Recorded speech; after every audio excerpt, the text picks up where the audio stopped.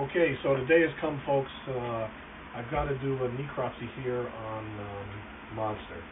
You know, it's not a pleasant thing to do, but you know we've got to learn from what happened. You know why he was sick, and you know what went wrong. And the best way to learn is to do your lab work and is to do your necropsies and everything to find out really what went wrong.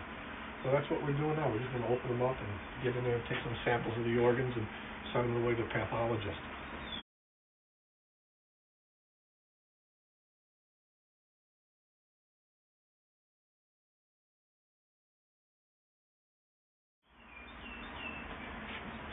Yeah, we don't have to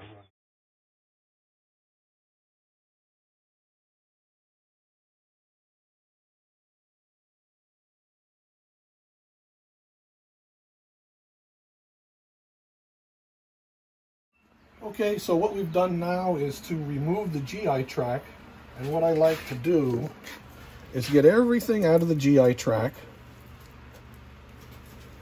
and that way I can examine the contents, know what he was eating. And what we've done here, we've already kind of given this a look. We noticed that he was eating, you know, quite a bit of sand. And when we were around here, I was feeling around, and then there's a little rock in there. So a rock isn't a problem.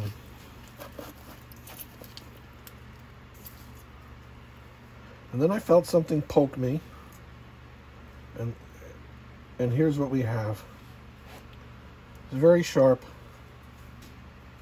This is a staple that's used to attach the wire to the 2x4.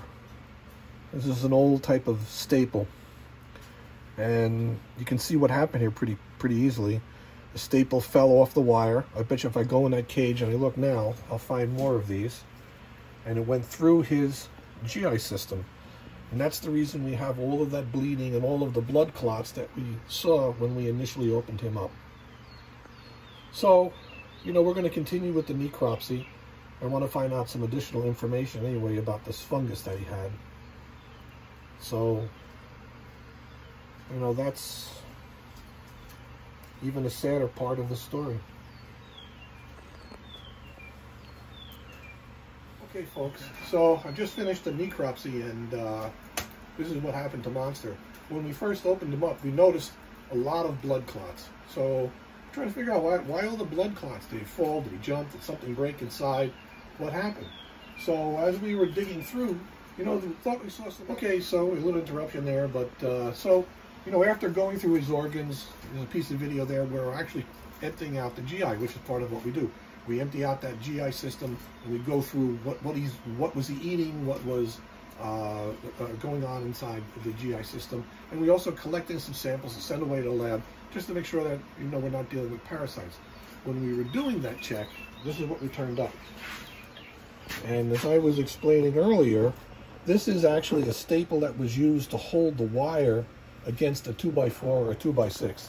And that's the way those early cages, those cages go back a lot of years, and that's the way that those earlier cages were constructed.